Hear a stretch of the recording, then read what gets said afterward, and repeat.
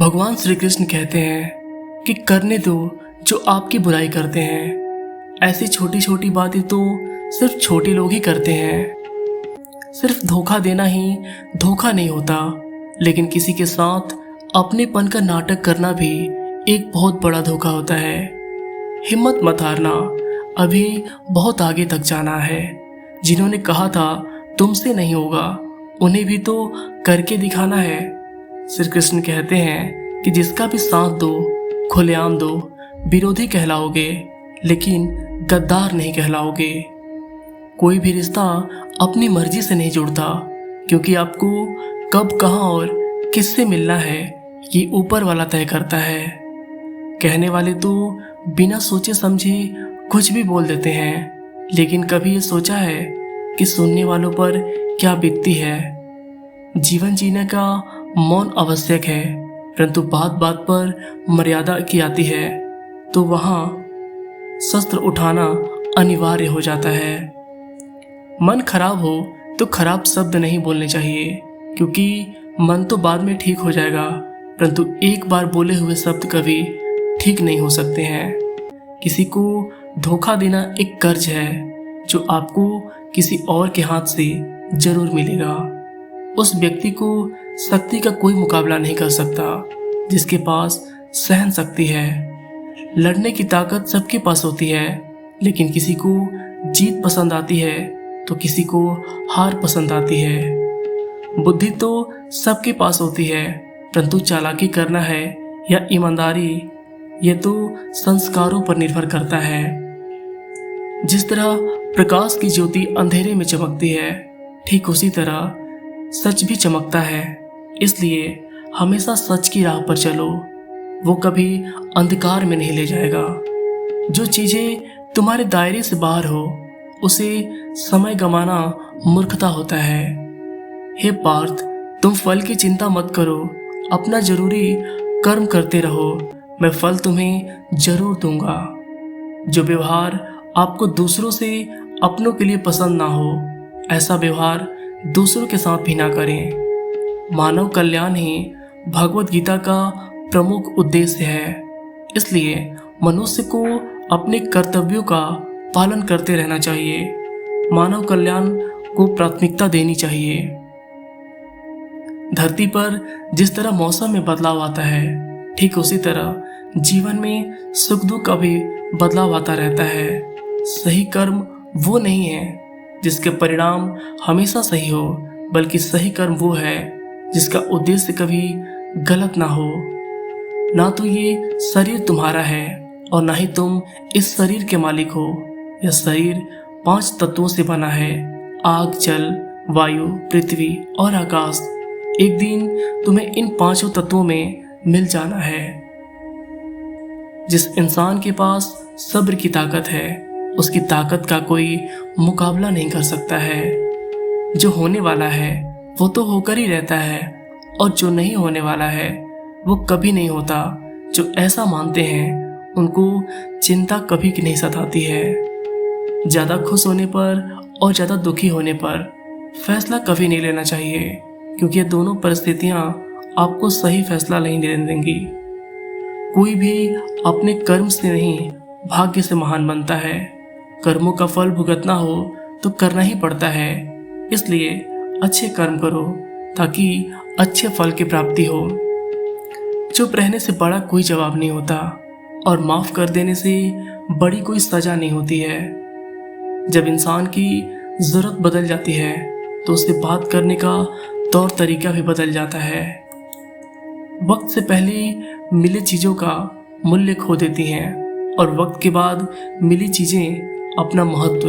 इसलिए समय की कदर करें और काम को समय पर करने का वक्त बिल्कुल ना बर्बाद करें। जैसे जल में तैरती नाव को भगवान श्री कृष्ण कहते हैं कि सही समय का प्रतीक्षा करके स्वयं को मूर्ख मत बनाइए, क्योंकि सही समय कभी आता नहीं है। सही समय तभी आएगा जब उसे सही समय बनाने का कोशिश करेंगे। गीता में लिखा है कि केवल डरपोक और कमजोर लोग ही चीजों को भाग्य पर छोड़ देते हैं, लेकिन जो मजबूत और खुद पर भरोसा करने वाले होते हैं। वो कभी भी नियति या भाग्य पर निर्भर नहीं रहते हैं। गीता के अनुसार सिर्फ दिखावे के लिए अच्छे मत बनो। परमात्मा आपको अंदर से नहीं बल्कि भीतर से भी जानता है। श्री कृष्ण का कहना है कि मुश्किल केवल बेहतरीन लोगों के हिस्से में आती है, क्योंकि वो लोग बेहतरीन तरीकों से अंजाम देने की ताकत रखते हैं। जो सरलता से मिलता रहे उसका महत्व नहीं रह जाता। अक्सर खो देने के बाद समय, व्यक्ति और संबंध का मूल्य का आभास होता है। भगवान श्री कृष्ण कहते हैं कि शरीर तो नाश्वर है पर आत्मा अमर है।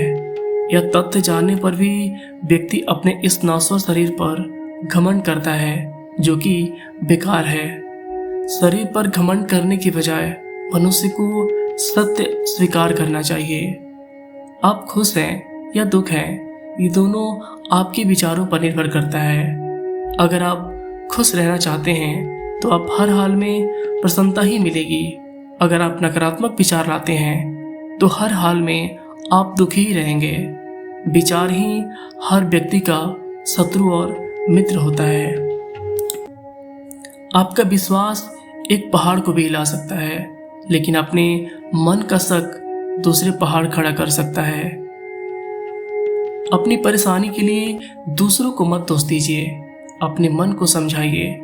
आपके मन का बदलाव ही आपके दुखों का अंत है। खुद को कभी कमजोर न समझें। अगर आप गिरते हैं तो उठने की कोशिश करें। पूरी निष्ठा से अपना कर्म निभाएं। बाकी सब श्री कृष्ण पर छोड़ दें। हो सकता है हर दिन अच्छा ना हो, लेकिन हर दिन कुछ अच्छा जरूर होता है। रोना बंद करो और अपनी तकलीफों से लड़ना सीखो। सेवा सबकी करो, मगर आशा किसी से मत करो, क्योंकि सेवा का सही फल मैं ही देता हूँ। अकेले रहना तुम्हें यह भी सिखाता है कि वास्तव में तुम्हारे पास स्वयं के अलावा और कुछ है या नहीं।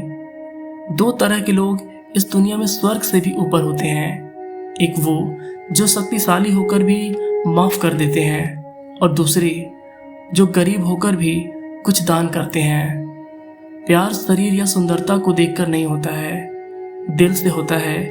जहाँ दो दिल मिल जाए वही प्यार जन्म लेता है। किसी भी इंसान को अच्छे से जाने बिना दूसरों की बातें सुनकर उसके बारे में कुछ भी सोच लेना यह ठीक नहीं है। जीवन में सब कुछ खत्म होने जैसा कुछ भी नहीं है। हमेशा एक नई शुरुआत करना ही इंतजार कर रही होती है। जीवन में अगर खुश रहना है तो ज्यादा ध्यान उन चीजों पर मत दो जो आपको खुशी देती है। जो इंसान साफ और सीधी बात करता है उसकी बात कठोर जरूर होती है, लेकिन वह कभी किसी के साथ छल नहीं करता है। जो अच्छा लगे उसे ग्रहण करो और जो बुरा लगे उसे त्याग करो, फिर चाहे वो विचार हो या कर्म हो। बुराई बड़ी हो या छोटी हमेशा विनाश का कारण बनती है, क्योंकि नाव में छेद छोटा हो या बड़ो, नाव को तो डुबा ही देती है। आप वापस नहीं जा सकते हैं और शुरुआत को बदल नहीं सकते हैं, लेकिन आप जहाँ हैं वहीं से शुरुआत कर सकते हैं और आने वाला समय को जरूर बदल सकते हैं। जब उम्मीद टूटने लगे, कोई रास्ता ना दिखाई दे, तो एक बार भागवत गीता जरूर पढ़ लें, ताकि भगवान आपको रास्ता दिखाए।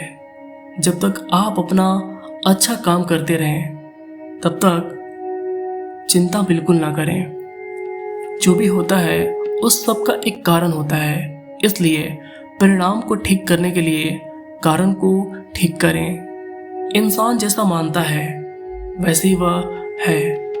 मनुष्य अपने दिल से जो दान कर सकता है वो अपने हाथों से नहीं कर सकता, और मन रहकर जो कुछ वो कर सकता है वो शब्दों से नहीं कर सकता है। इस भौतिक संसार का सिर्फ एक ही अटल नियम है कि जो भी वस्तु जन्म लेती है सिर्फ कुछ समय तक ही सीमित रहती है। उसके पश्चाताप उसका अंत होना निश्चित है, फिर चाहे वो मनुष्य हो या मनुष्य का शरीर हो। हमारी व्यर्थ की चिंता और मन का भय एक ऐसा रोग होता है जिससे हमारी आत्मीय शक्ति बिखर जाती है। लगा वीडियो आप हमें कमेंट करके जरूर बताइएगा। दोस्तों वीडियो को लाइक करके चैनल को सब्सक्राइब जरूर कर दीजिएगा। मिलते हैं किसी नेक्स्ट वीडियो में, तब तक के लिए जय श्री कृष्णा दोस्तों।